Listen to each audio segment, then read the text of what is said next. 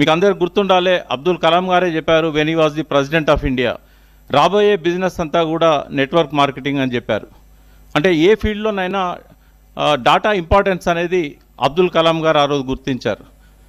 మనకు అందరికీ తెలుసు, ఫ్లిప్కార్ట్ 77% షేర్స్ని వాల్మార్ట్కి అమ్మింది. ఫ్లిప్కార్ట్ దగ్గర ఏముండే ఒక యాప్ తప్ప, యాప్ తయారు చేయడానికి ఎంత అవుతుంది? ₹1 కోటి అవుతుంది కావచ్చు. వాళ్ళ సర్వర్ పెద్దది కాబట్టి ₹1 కోటి అవుతుంది కావచ్చు. బట్ ఎందుకోసం వాల్మార్ట్ 77% షేర్ కొనడానికి $16 బిలియన్ ఎందుకు ఇచ్చింది? అంటే 1,19,000 కోట్లు దాన్ని మనం ఇవాళ ప్రైస్ ప్రకారం చూసినట్టయితే. అంటే ఏముంది ఫ్లిప్కార్ట్ దగ్గర? సచిన్ బన్సాల్ ఏమన్నా పెద్ద పెద్ద అసెట్స్ క్రియేట్ చేసి ఇచ్చాడా వాళ్ళకి? ఏముందంటే జస్ట్ డాటా ఉంది. వాట్సాప్ దగ్గర ఏముంది? ఒక జస్ట్ యాప్ తప్ప. వాట్సాప్కి ఎందుకు ఫేస్బుక్ $1,000 ఇచ్చింది, బిలియన్ ఇచ్చింది? అంటే ఆల్మోస్ట్ అది కూడా 1,18,000 కోట్ల రూపాయలు ఆ రోజు వాళ్ళు పే చేసింది. ఏముందని వాట్సాప్ దగ్గర? ₹1 కోటి, ₹2 కోట్ల వర్త్ ఉండే ఒక సర్వర్ అండ్ యాప్ ఉంది. అంటే వీళ్ళిద్దరి దగ్గర కూడా, ఫ్లిప్కార్ట్ దగ్గర కానీ వాట్సాప్ దగ్గర కానీ ఉన్నది ఏంటి అంటే డాటా. ఆ డాటా ఎవరి దగ్గర ఎక్కువ ఉంటుందో వాళ్ళంత ధనవంతులు. సో అందుకే ఇక్కడ ఉన్న వాళ్ళకి you are the representatives of your respective direct selling companies, only list of the names. So అదే ఇక్కడ మనకు పెట్టుబడి. ప్రభుత్వం ప్రపంచంలో స్టేట్ గవర్నమెంట్స్ కానీ సెంట్రల్ గవర్నమెంట్ కానీ ఏ దేశ ప్రభుత్వాలు కానీ 1%కే గవర్నమెంట్ ఉద్యోగాలు ఇవ్వగలుగుతుంది. కానీ మనం పిల్లలకి ఏం చెప్తున్నాం చదువుకునేటప్పుడు? మనం పేరెంట్స్గా, మీరు చదవండి, మంచిగా చదివితే మంచి మార్కులు వస్తాయి, మంచి మార్కులు వస్తే మంచి ఉద్యోగం వస్తుంది. మంచి మార్కులు వస్తాయి కానీ మంచి ఉద్యోగం వస్తుందా? ఎందుకంటే గవర్నమెంట్ ఒక 1%కి ఇవ్వడానికే 40% బడ్జెట్ ఇవ్వాల్సి వస్తున్నది, పెన్షన్స్కి కానీ శాలరీస్కి కానీ. 2.5% కనుక ఎంప్లాయ్మెంట్ క్రియేట్ చేస్తే గవర్నమెంట్ సెక్టర్లో టోటల్ 100% బడ్జెట్ జీతాలకు పెన్షన్లో పోతుంది.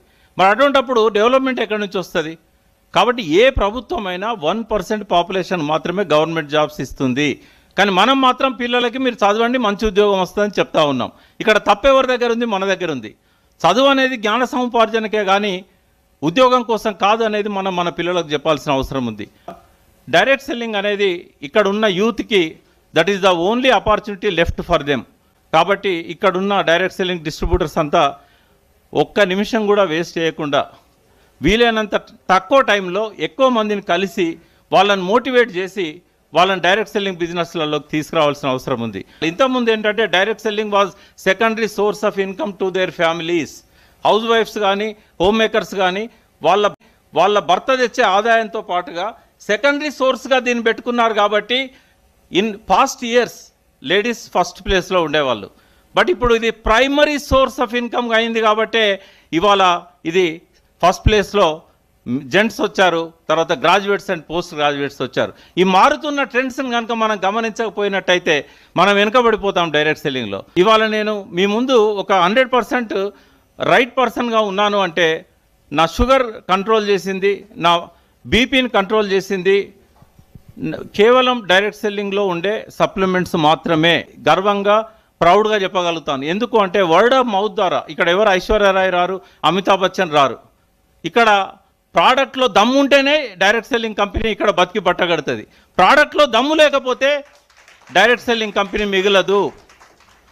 కాబట్టి కళ్ళు మూసుకొని ఏదైనా ఒక డైరెక్ట్ సెల్లింగ్ కంపెనీ ఐడిఎస్ఓలో ఉందంటే కళ్ళు మూసుకొని ఆ ప్రోడక్ట్స్ కొనవచ్చు. మనమేమి దానికి రీసెర్చ్ చేయాల్సిన అవసరం లేదు, ఇంకెవరిని అడగాల్సిన అవసరం లేదు. I can promise you on behalf of Telangana state that we will become number 1 in South and soon we will become number 1 in the country in coming 2 or 3 years. So as you said, in 2025 direct selling business is going to 65,000 crores. ఇప్పుడు ఏదైతే మన direct selling companies ఉన్నాయో రాబోయే 3 ఏళ్లలో 65,000 కోట్లకు పోతున్నది. By that time I am promising you Telangana will be number 1. Thank you. With this I am concluding. Thank